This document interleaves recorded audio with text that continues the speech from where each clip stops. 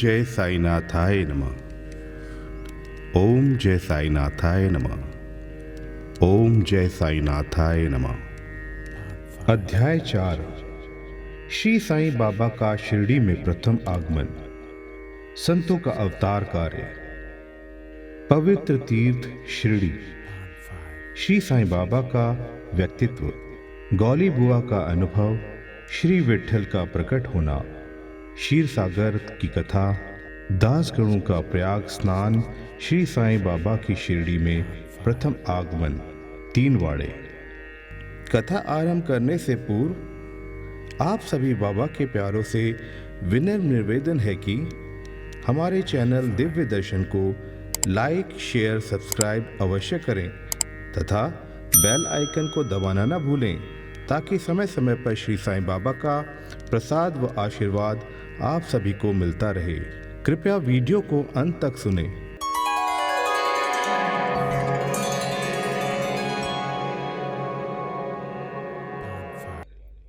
संतों का अवतार कार्य।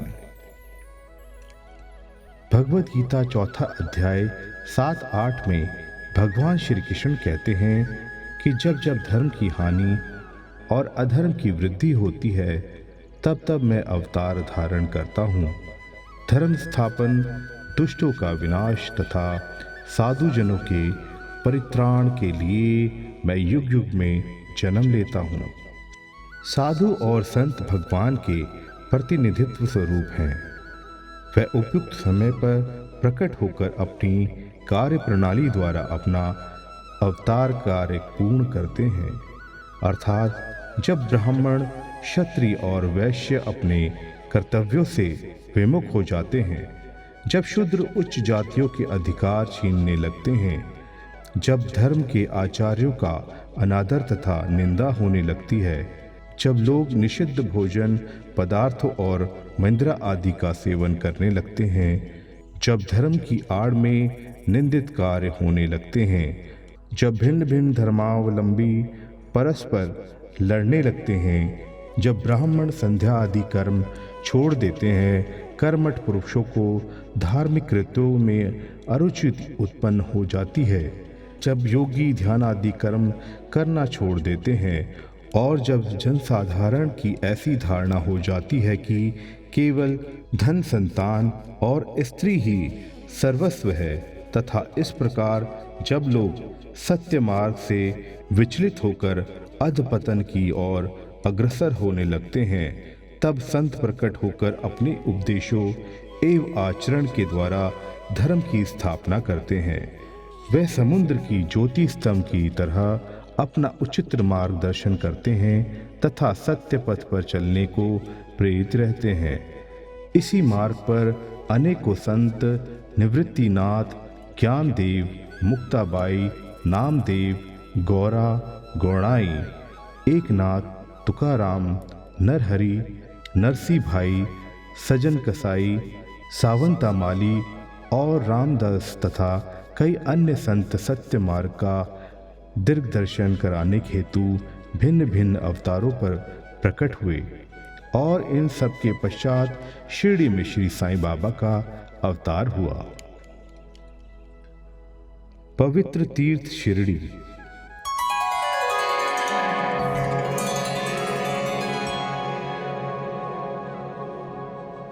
अहमदनगर जिले में गोदावरी नदी के तट बड़े ही भाग्यशाली हैं, जिन पर अनेक संतों ने जन्म धारण किया और अनेकों ने वहां आश्रय पाया। ऐसे संतों में श्री ज्ञानेश्वर महाराज प्रमुख थे।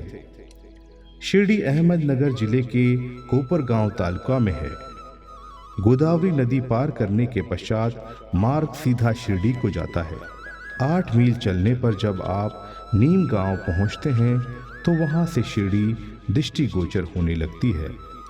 कृष्णा नदी के तट पर अन्य तीर्थ स्थान नरसिंहवाड़ी और औदुंबर के समान ही शिरडी भी प्रसिद्ध तीर्थ है। जिस प्रकार दामोजी ने मंगलवेढ़ा को पंढरपुर के समीप, समर्थ रामदास ने सज्जनगढ़ को, दत्तावतार श्री नरसिंह सरस्वती वेवाड़ी को पवित्र किया, उसी प्रकार श्री साईं ने शिरडी में अवतरण होकर उसे पावन बनाया। श्री साईं बाबा का व्यक्तित्व।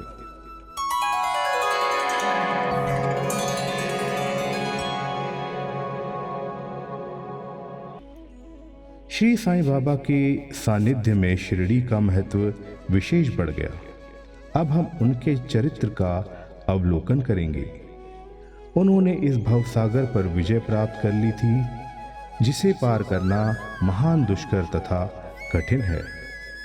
शांति उनका आभूषण था तथा वे ज्ञान की साक्षात प्रतिमा थे। वैष्णव भक्ति सदैव वहां आश्रय पाते थे। दानवीरों में वे राजा कर्ण के समान दानी थे। वह समस्त सारों के सार रूप थे। ऐहिक पदार्थों से उन्हें अरुचि थी। सदा आत्म स्वरूप में निमग्न रहना ही उनके जीवन का मुख्य ध्येय था। अनित्य वस्तुओं का आकर्षण उन्हें छू भी नहीं सकता था। उनका हृदय शीशे के सदृश उज्ज्वल था। उनके श्रीमुख से सदैव अमृत वर्षा होती थी। अमीर और गरीब उनके लिए दोनों एक समान थे। मान अपमान की उन्हें किंचित मात्र भी चिंता न थी।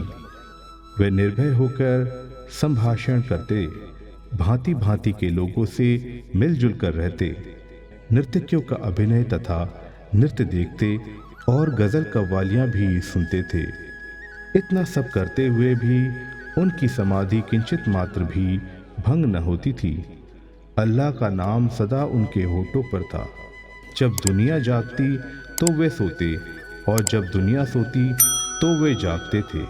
उनका अंतकरण प्रशांत महासागर की तरह शांत था। न उनके आश्रम का कोई निश्चय कर सकता था और न ही उनकी कार्य प्रणाली का अंत पा सकता था। कहने के लिए तो वे एक स्थान पर निवास करते थे, परंतु विश्व के समस्त व्यवहारों व व्यापारों का उन्हें भली भांति ज्ञान था। उनके दरबार का रंग ही निराला था। वे प्रतिदिन अनेक किंवदंतियां कहते थे, परंतु उनकी अखंड शांति किंचित मात्र भी विचलित न होती। वे सदा मस्जिद की दीवार के सहारे बैठे रहते थे तथा प्रातः, मध्याह्न और सायंकाल लीडी और चावल की ओर वायु सेवन करने जाते तो भी सदा आत्मस्थित ही रहते थे। स्वतः सिद्ध होकर भी वे साधकों के समान आचरण करते थे। वे विनम्र, दयालु तथा अभिमान रहित थे। उन्होंने सदा सबको सुख पहुंचाया। ऐसे थे श्री साईं बाबा, जिनके श्री चरणों का स्पर्श कर शिरडी पावन बन गया। उसका महत्व असाधारण हो गया। जिस प्रकार ज्ञानेश्वर ने, आनंदी और एकनाथ ने पैठण का उत्थान किया, वही गति श्री साईं बाबा द्वारा शिरडी को प्राप्त हुई। शिरडी के फूल, पत्ते, कंकड़ और पत्थर भी धन्य हैं, जिन्हें श्री साईं चरण बुजों का चुंबन तथा उनकी चरण रज मस्तक पर धारण करने का सौभाग्य प्राप्त हुआ। भक्तगणों को शिरडी एक दूसरा पंढरपुर, जगन्नाथपुरी, द्वारका, बनारस, काशी, महाकालेश्वर तथा कोंकण महाबालेश्वर बन गई। श्री साईं का दर्शन करना ही भक्तों का वेद मंत्र था, जिसके परिणाम स्वरूप आसक्ति घटती और आत्मदर्शन का पथ सुगम होता था। उनका श्री दर्शन ही योग साधना तथा उनसे वार्तालाप करने से समस्त पाप नष्ट हो जाते थे। उनका पाद सेवन करना ही त्रिवेणी स्नान के समान था तथा चरणामृत पान करने के मात्र से ही समस्त इच्छाओं की तृप्ति होती थी। उनकी आज्ञा हमारे लिए वेद दृश्य थी। प्रसाद तथा उदि ग्रहण करने से चित्त की शुद्धि होती थी। वे ही हमारे राम और कृष्ण थे। उन्होंने हमें मुक्ति प्रदान की। वे ही हमारे परम ब्रह्म थे। वे छंदों से परे रहते। वे सदा आत्मस्थिर, चैतन्य धन तथा आनंद की मंगल मूर्ति थे। कहने को तो शिरडी उनका मुख्य केंद्र था, परंतु उनका कार्य क्षेत्र पंजाब, कलकत्ता, उत्तरी भारत, गुजरात, ढाका और कोंकण तक विस्तृत था। श्री साईं बाबा की कीर्ति दिन प्रतिदिन चहुं ओर फैलने लगी और जगह जगह से दर्शनार्थ आकर उनके भक्त लाभ उठाने लगे। केवल दर्शन से ही मनुष्य, चाहे वे शुद्ध अथवा अशुद्ध हृदय के हों, उन्हें उसी आनंद का अनुभव होता था जैसा कि पंढरपुर में श्री विट्ठल के दर्शन से होता है। यह कोई अतिशयोक्ति नहीं है। देखिए, एक भक्त ने यही अनुभव पाया है। गौली बुआ।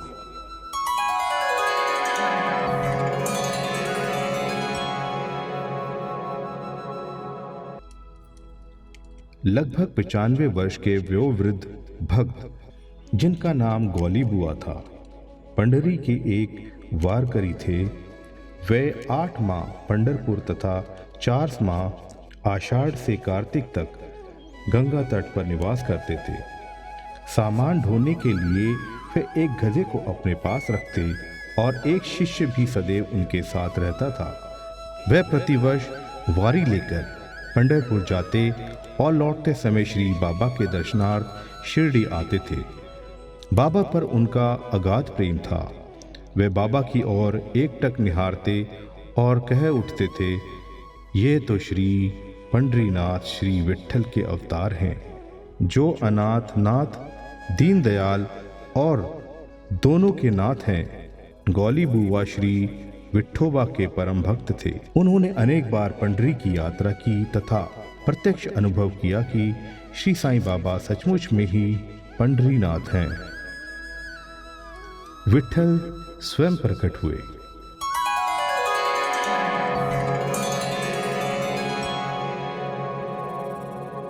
श्री साईं बाबा की ईश्वर चिंतन और भजन में विशेष अभिरुचि थी। वह सदैव अल्लाह मालिक पुकारते, भक्तों से कीर्तन सप्ताह करवाते थे। इसे नाम सप्ताह भी कहते हैं। एक बार उन्होंने दासगणु को कीर्तन सप्ताह करने की आज्ञा दी। दासगणु ने बाबा से कहा कि आपकी आज्ञा मुझे शिरोधार्य है, परंतु इस बात का आश्वासन मिलना चाहिए कि सप्ताह के अंत में विट्ठल अवश्य प्रकट होंगे। बाबा ने अपना हृदय स्पष्ट करते हुए कहा कि विट्ठल अवश्य प्रकट होंगे, परंतु साथ ही भक्तों में श्रद्धा व तीव्र उत्सुकता का होना भी अनिवार्य है। ठाकुरनाथ की डंकपुरी, विट्ठल की पंडरी, रणछोड़ की द्वारका, यही तो है। किसी को दूर जाने की आवश्यकता नहीं है। क्या विट्ठल कहीं बाहर से आएंगे? वे तो यहीं विराजमान हैं। जब भक्तों में प्रेम और भक्ति का स्रोत प्रवाहित होगा तो विट्ठल स्वयं ही यहाँ प्रकट हो जाएंगे। सप्ताह समाप्त होने के बाद विट्ठल भगवान इस प्रकार प्रकट हुए। काका साहेब दीक्षित सदैव की भांति स्नान करने के पश्चात जब ध्यान करने को बैठे तो उन्हें विट्ठल के दर्शन हुए। दोपहर के समय जब वे बाबा के दर्शनार्थ मस्जिद पहुंचे तो बाबा ने उनसे पूछा, क्यों, विट्ठल पाटिल आए थे ना? क्या तुम्हें उनके दर्शन हुए? वे बहुत चंचल थे, उनको दृढ़ता से पकड़ लो। यदि थोड़ी भी असावधानी की तो वे बचकर निकल जाएंगे। यह प्रातःकाल की घटना थी और दोपहर के समय उन्हें पुनः दर्शन हुए। उसी दिन एक चित्र बेचने वाला विट्ठोबा के 25-30 चित्र लेकर वहां बेचने को आया। यह चित्र ठीक वैसा ही था जैसा कि काका साहिब दीक्षित को ध्यान में दर्शन हुए थे। चित्र देख के बाबा के शब्दों का स्मरण कर काका साहिब को बड़ा विस्मय और प्रसन्नता हुई। उन्होंने एक चित्र सहर्ष खरीद लिया और उसे देवघर में प्रतिष्ठित कर दिया। ठाणा के अवकाश प्राप्त मामलदार श्री बीवी देव ने अपने अनुसंधान के द्वारा यह प्रमाणित कर दिया है कि शिरडी पंढरपुर की परिधि में आती है। दक्षिण में पंढरपुर श्री कृष्ण का प्रसिद्ध स्थान है, अतः शिरडी ही द्वारका है। श्री साई लीला पत्रिका भाग 12 अंक 1-2-3 के अनुसार द्वारका की एक और व्याख्या सुनने में आई है, जो कि के नारायण अय्यर द्वारा लिखित भारतवर्ष का स्थायी इतिहास मैं स्कंद पुराण भाग 2 पृष्ठ 90 से उद्धृत की गई है। वह इस प्रकार है, जो स्थान चारों वर्गों के लोगों को धर्म, अर्थ और मोक्ष के लिए सुलभ हो, दर्शनार्थ दार्शनिक लोग उसे द्वारका के नाम से पुकारते हैं। शिरडी में बाबा की मस्जिद केवल चारों वर्णों के लिए ही नहीं अपितु दलित, अस्पृश्य और भागोजी, शिंदे जैसे कोढ़ी आदि सबके लिए खुली थी। अतः शिरडी को द्वारका कहना ही सर्वथा उचित है। भगवंतराव क्षीर सागर की कथा।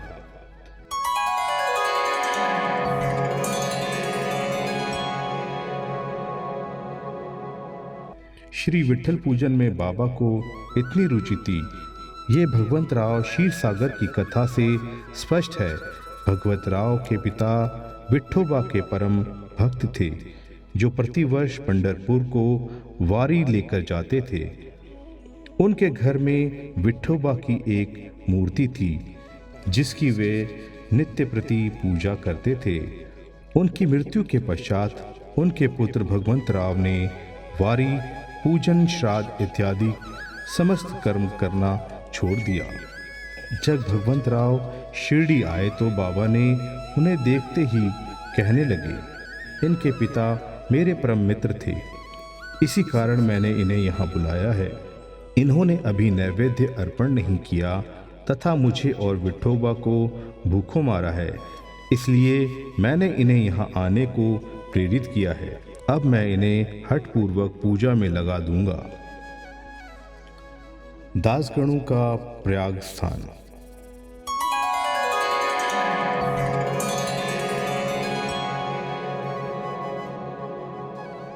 गंगा और यमुना नदी के संगम पर प्रयाग प्रसिद्ध पवित्र तीर्थ स्थान है। हिंदुओं की ऐसी भावना है कि वहां स्नान आदि करने से समस्त पाप नष्ट हो जाते हैं। इसी कारण प्रत्येक वर्ष पर सहस्त्रों भक्तगण वहां जाते हैं और स्नान का लाभ उठाते हैं। एक बार दासगणों ने भी वहां जाकर स्नान करने का निश्चय किया। इस प्रकार वे बाबा से आज्ञा लेने उनके पास गए। बाबा ने कहा कि इतनी दूर व्यर्थ भटकने की क्या आवश्यकता है? अपना प्रयाग तो यही है, मुझ पर विश्वास करो। आश्चर्य, महान आश्चर्य!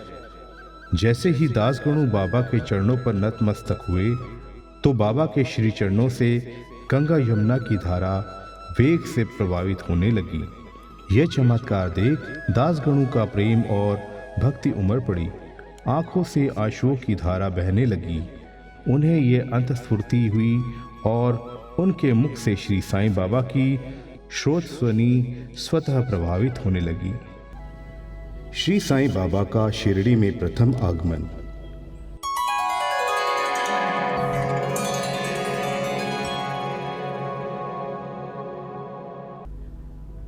श्री साईं बाबा के माता पिता, उनके जन्म और जन्म स्थान का किसी को भी ज्ञात नहीं है। इस संबंध में बहुत छानबीन की गई। बाबा से तथा अन्य लोगों से भी इस विषय में पूछताछ की गई, परंतु कोई भी संतोषप्रद उत्तर अथवा सूत्र हाथ न लगा। यथार्थ में हम लोग इस विषय में सर्वथा अनभिज्ञ हैं। नामदेव और कबीरदास जी का जन्म अन्य लोगों की भांति नहीं हुआ था। वे बाल रूप में प्रकृति की गोद में पाए गए थे। नामदेव भीमरती नदी के तीरे पर गोनाई को और कबीर भगीरथी नदी के तीरे पर तमाल को पड़े हुए मिले थे। और ऐसे ही श्री साईं बाबा के संबंध में भी था। वे शिरडी में नीम वृक्ष के तले 16 वर्ष की तरुणावस्था में स्वयं भक्तों के कल्याणार्थ प्रकट हुए थे। उस समय भी वे पूर्ण ब्रह्मज्ञानी प्रतीत होते थे। स्वप्न में भी उनको किसी लौकिक पदार्थ की इच्छा नहीं थी। उन्होंने माया को ठुकरा दिया था और मुक्ति इनके चरणों में लौटती थी। शिरडी ग्राम की एक वृद्ध स्त्री नाना चौकदार की माँ ने उनका इस प्रकार वर्णन किया है। एक तरुण, स्वस्थ, फुर्तीला तथा अति रूपवान बालक सर्वप्रथम नीम वृक्ष के नीचे समाधि में लीन दिखाई पड़ा। सर्दी व गर्मी की उन्हें किंचित मात्र भी चिंता न थी। उन्हें इतनी अल्प आयु में इस प्रकार कठिन तपस्या करते देखकर लोगों को महान आश्चर्य हुआ। दिन में वे किसी से भेंट नहीं करते थे और रात्रि में निर्भय होकर एकांत में घूमते थे। लोग आश्चर्यचकित होकर पूछते फिरते थे कि युवक का कहाँ से आगमन हुआ है।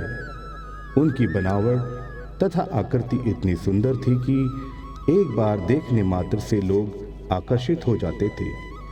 वे सदा नीम वृक्ष के नीचे बैठे रहते थे और किसी के द्वार पर न जाते थे। यद्यपि वे देखने में युवक प्रतीत होते थे, परंतु उनका आचरण महात्माओं के सदृश था। वे त्याग और वैराग्य की साक्षात प्रतिमा थे। एक बार एक आश्चर्यजनक घटना हुई। एक भक्त को भगवान खंडोबा का संचार हुआ। लोगों ने शंका निवारणार्थ उनसे प्रश्न किया कि हे देव, कृपया बतलाइए कि ये किस भाग्यशाली पिता की संतान है और इनका कहाँ से आगमन हुआ है। भगवान खंडोबा ने एक कुदाली मंगवाई और एक निर्दिष्ट स्थान पर खोदने का संकेत किया। जब वह स्थान पूर्ण रूप से खोदा गया तो वहां एक पत्थर के नीचे ईंट पाई गई। पत्थर को हटाते ही एक द्वार दिखा जहां 4 दीप जल रहे थे। उन दरवाजों का मार्ग एक गुफा में जाता था जहां गौमुखी आकार की इमारत, लकड़ी के तख्ते, मालाएं आदि दिखाई पड़ी। भगवान खंडोबा कहने लगे कि इस युवक ने इस स्थान पर 12 वर्ष तपस्या की है। तब लोग युवक से प्रश्न करने लगे, परंतु उसने ये कहकर बात टाल दी कि यह मेरे श्री गुरुदेव की पवित्र भूमि है, अतएव मेरा पूज्य स्थान है। यह मेरे श्री गुरुदेव की पवित्र भूमि है, अतएव मेरा पूज्य स्थान है। तब लोगों ने उस दरवाजे को पूर्ववत बंद कर दिया। जिस प्रकार अश्वत्थ तथा औदुंबर वृक्ष पवित्र माने जाते हैं, उसी प्रकार बाबा ने भी इस वृक्ष को उतना ही पवित्र माना और प्रेम किया। महासापति तथा शिरडी के अन्य भक्त इस स्थान को बाबा के गुरु का समाधि स्थान मानकर सदैव नमन किया करते थे। 3 वाड़े।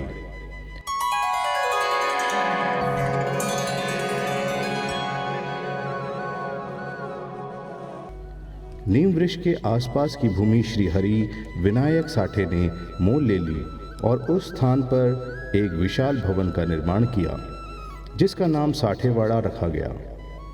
बाहर से आने वाले यात्रियों के लिए वह बाड़ा ही एकमात्र विश्राम स्थान था जहां सदैव भीड़ रहा करती थी। नीम वृक्ष के नीचे चारों ओर चबूतरा बांधा गया। सीढ़ियों के नीचे दक्षिण की ओर एक छोटा सा मंदिर है जहां भक्त लोग चबूतरे के ऊपर उत्तराभिमुख होकर बैठते हैं। ऐसा विश्वास किया जाता है कि जो भक्त गुरुवार तथा शुक्रवार की संध्या को वहां धूप, अगरबत्ती आदि सुगंधित पदार्थ जलाते हैं, वह ईश कृपा से सदैव सुखी होंगे। यह वाड़ा बहुत पुराना तथा जीर्ण शीर्ण स्थिति में था तथा इसके जीर्णोद्धार की नितांत आवश्यकता थी, जो संस्थान द्वारा पूर्ण कर दी गई। कुछ समय के पश्चात एक दूसरे वाड़े का निर्माण हुआ जिसका नाम दीक्षित वाड़ा रखा गया। काका साहेब दीक्षित कानूनी सलाहकार जब इंग्लैंड में थे तब वहां उन्हें किसी दुर्घटना से पैर में चोट आ गई थी। उन्होंने अनेक उपचार किए परंतु पैर अच्छा न हो सका। नाना साहेब चंदोलकर ने उन्हें बाबा की कृपा प्राप्त करने का परामर्श दिया। इसीलिए उन्होंने सन 1909 में बाबा के दर्शन किए। उन्होंने बाबा से पैर के बदले अपने मन की पंगुता दूर करने की प्रार्थना की। बाबा के दर्शन से उन्हें इतना सुख प्राप्त हुआ कि उन्होंने स्थायी रूप से शिरडी में रहना स्वीकार कर लिया और इसी कारण उन्होंने अपने तथा भक्तों हेतु एक वाड़े का निर्माण कराया। इस भवन का शिलान्यास दिनांक 9 दिसंबर 1910 को किया गया। उसी दिन अन्य 2 विशेष घटनाएं घटित हुई। पहला, श्री दादा साहेब खापर्डे को घर वापस लौटने की अनुमति प्राप्त हो गई और दूसरा, चावड़ी में रात्रि को आरती आरंभ हो गई। कुछ समय में वाड़ा संपूर्ण रूप से बन गया और रामनवमी 1911 के शुभ अवसर पर उनका यथाविधि उद्घाटन कर दिया गया। इसके बाद एक और वाड़ा मानो एक शाही भवन नागपुर के प्रसिद्ध श्रीमंत बूटी ने बनवाया। इस भवन के निर्माण में बहुत धनराशि लगाई गई। उनकी समस्त निधि सार्थक हो गई, क्योंकि बाबा का शरीर अब वहीं विश्रांति पा रहा है और फिलहाल वह समाधि मंदिर के नाम से विख्यात है।